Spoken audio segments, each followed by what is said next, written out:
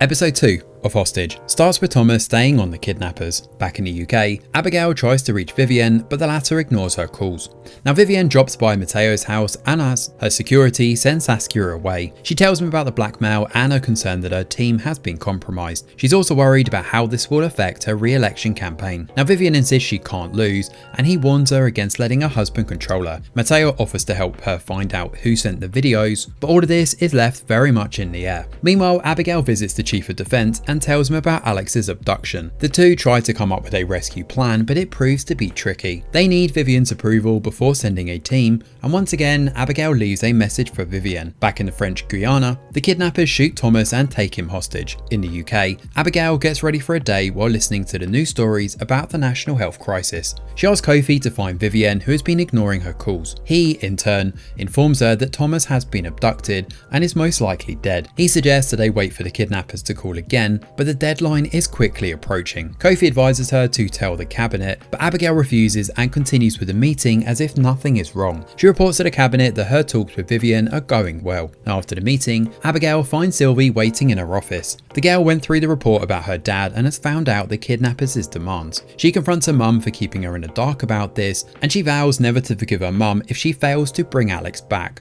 Sylvie can't understand why her mum can't just resign from her job. And speaking of Alex, the kidnappers move the hostages to a new location. Alex and the other doctors treat Thomas's wound while trying to remain positive. On the other end, Saskia calls Matteo and claims Vivian's security is following her. Now Matteo comes clean about his affair with his stepmom, and he assures Saskia that he will handle the issue and that he still loves her. At Downing Street, Kofi talks to Abigail and insists she talk to her cabinet. She ignores his advice once again, and he gives his resignation notice.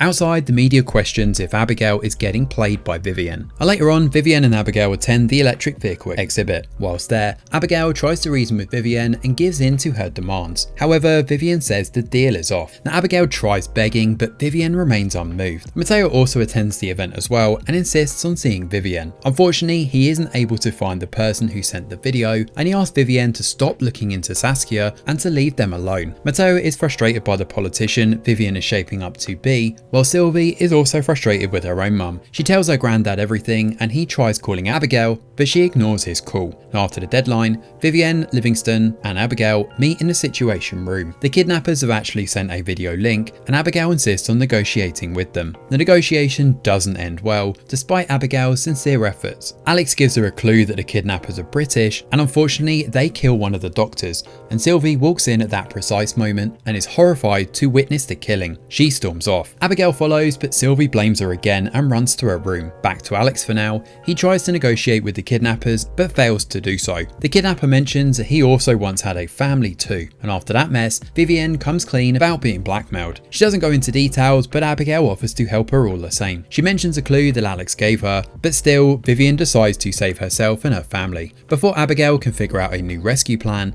a journalist approaches her team. The journalist is ready to print the news of Alex's kidnapping the next morning, and he's disappointed that Abigail lied to her voters when she promised to be different. To get ahead of the story, Abigail orders Kofi to prepare a press conference of her own, while Kofi warns her against resigning. Instead of resigning, Abigail decides to double down and announces that she's not going to give in to the terrorists' demands. She also reveals that Vivian is being threatened as well. Meanwhile, Vivian's chief of staff gets a call from the kidnapper. They agree that they underestimated Abigail, and the kidnapper responds by telling Adrienne that he is coming back to the UK, which is where episode 2 comes to an end. So Abigail's done playing defense and is fighting back in the only way she knows how. With the press conference, she is putting everyone in awkward positions, and it won't look good for Vivian to look weak and defenseless against terrorists.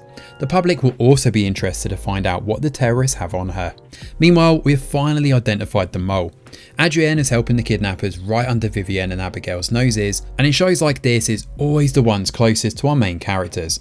With the kidnapper returning to Britain, things are bound to get more intense as well. Even though everything happened quickly, Abigail should have at least called her dad and the cabinet. They won't appreciate being sidelined like this, especially the cabinet, and Abigail might lose her career over this. But for now we'll have to wait and see where this one goes next. Thanks for watching, and do let us know your thoughts in the comments below. Smash a like or subscribe to the channel, your support is very much appreciated. I'm Greg Wheeler, and from all of us over here at The Review Geek, we'll see you on the next video.